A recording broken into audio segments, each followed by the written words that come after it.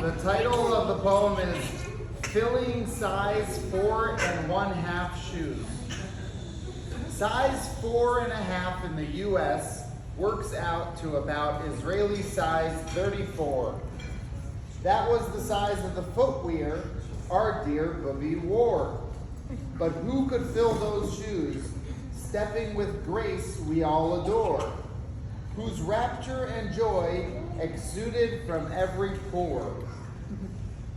She elevated the mundane, even the simple chore, and then came down to join the little ones playing on the floor. Sharing another gem she found at the toy or the bookstore, somehow with all ages she found instant rapport and made us all feel that our own talent someday would let us soar.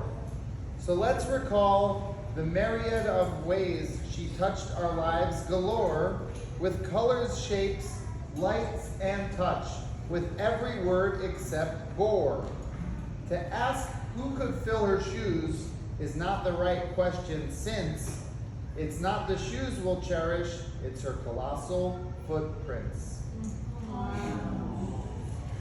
I also wanted to say just something little that always when growing up, in Silver Spring, I used to love to play with Zadie downstairs the most, because Zadie had the train set.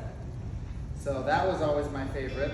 But when I would come upstairs and I would play with the cars, I remember Booby would always join me on the shaggy rug and play the cars with me. I would also love to go in her garden in the back in Lamberton.